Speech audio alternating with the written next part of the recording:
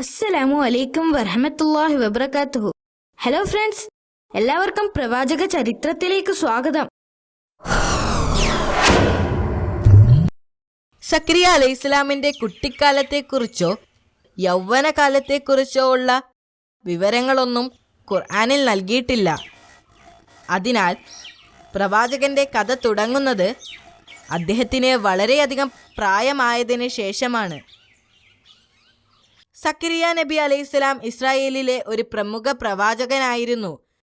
അദ്ദേഹം ദാവൂദ് നബിയുടെ പിന്തുടർച്ചക്കാരനായിരുന്നു. അദ്ദേഹം ഒരു ആശാരിയായി ജോലി ചെയ്തിരുന്നു. മറ്റ് പ്രവാചകന്മാരെ പോലെ അദ്ദേഹവും ലളിത ജീവിതമാണ് നയിച്ചിരുന്നത്. ഈ സമയത്താണ് ഇമ്രാന്റെ ഭാര്യ മറിയം അലൈഹിസ്സലാമിന് ജന്മം നൽകിയത്. അവർ മറിയമിനെ അള്ളാഹുവിലേക്ക് സമർപ്പിക്കുമെന്ന് വാഗ്ദാനം ചെയ്തിരുന്നു.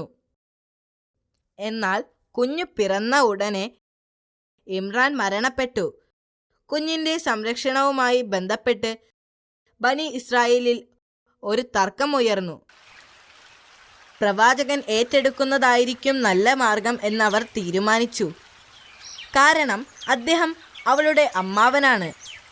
മാത്രമല്ല, ഒരു പ്രവാചകന്റെ സ്വഭാവം ചോദ്യം ചെയ്യപ്പെടാനാവാത്തതാണ്. എന്നാൽ ബനി ഇസ്രായേൽ ആ ആശയത്തിൽ തർക്കിച്ചു. ഇമ്രാന്റെ മകളെ വളർത്തുന്നതിൽ എല്ലാവർക്കും അഭിമാനമായിരുന്നു.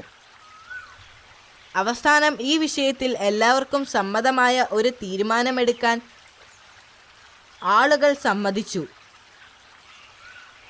പ്രവാചകൻ മാത്രം ഒന്നും മിണ്ടാതെ മാറി നിന്നു. രക്ഷാധികാരിയാകാൻ ആഗ്രഹിക്കുന്ന ആളുകൾ അവരുടെ പേരുകൾ തടികൊണ്ടുള്ള പേനകളിൽ എഴുതി ഒരു പാത്രത്തിൽ ഇട്ടു. എന്നിട്ട് ഒരു കുട്ടിയോട് ആ പെട്ടിയിൽ നിന്നും ഒരു പേന എടുക്കാൻ ആവശ്യപ്പെട്ടു. ആ കുട്ടി തിരഞ്ഞെടുത്ത പേര് സക്കരിയ നബി അലൈഹിസ്സലാമിൻ്റേതായിരുന്നു. എന്നാൽ ജനം സന്തുഷ്ടരായിരുന്നില്ല.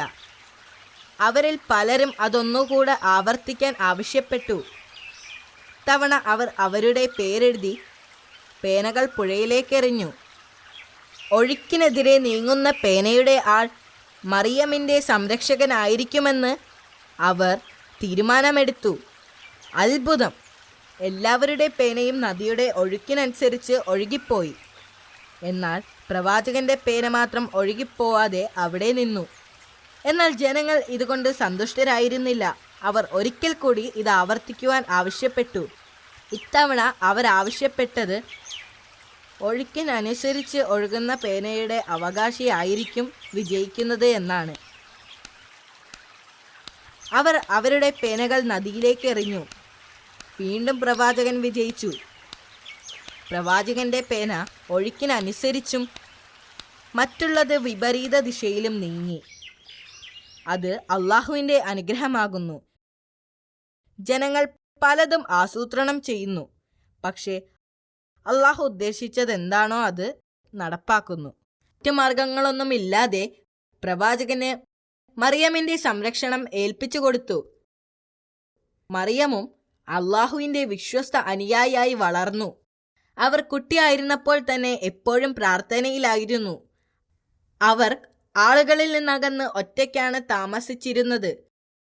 ഈ കൊച്ചു പെൺകുട്ടിക്ക് ഒരു മാന്ത്രിക ശക്തി ഉണ്ടായിരുന്നു. ഓരോ തവണയും പ്രവാചകൻ അവരുടെ അടുത്ത് ചെല്ലുമ്പോൾ അവർക്ക് ചുറ്റും സമൃദ്ധമായ പഴങ്ങൾ ഉണ്ടായിരുന്നു.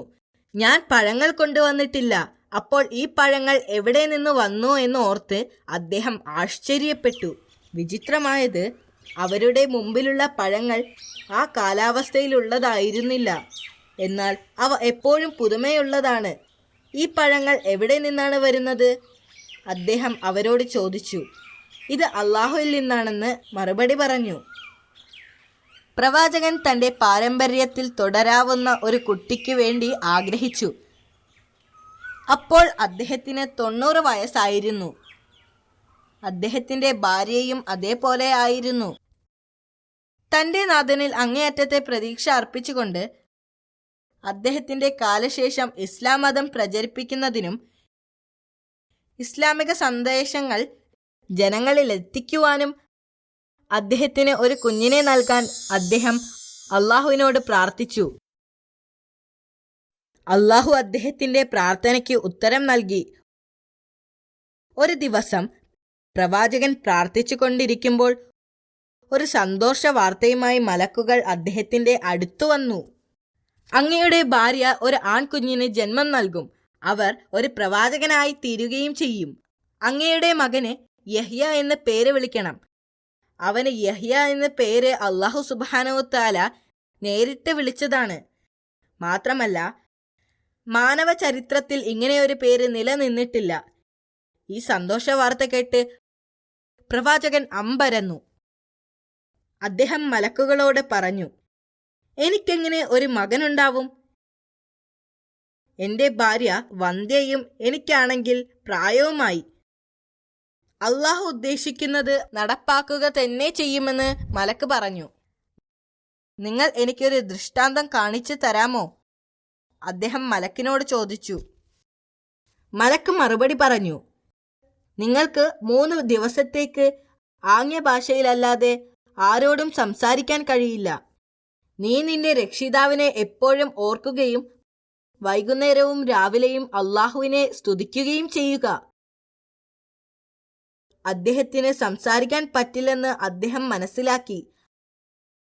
അദ്ദേഹം ആംഗ്യങ്ങൾ ഉപയോഗിച്ച് ആളുകളോട് സംസാരിച്ചു. കുറച്ച് മാസങ്ങൾക്ക് ശേഷം അള്ളാഹു വാഗ്ദാനം ചെയ്തതുപോലെ അദ്ദേഹത്തിന്റെ ഭാര്യ പെട്ടെന്ന് തന്നെ ഒരു കുഞ്ഞിനെ പ്രസവിച്ചു. അവർ അവനെ യഹ്യ എന്ന് പേര് വിളിച്ചു. സക്രിയ അലൈഹിസ്സലാമിന്റെ മകൻ യഹ്യ വളർന്നപ്പോൾ അദ്ദേഹം ഒരു പ്രവാചകനായി മാറി.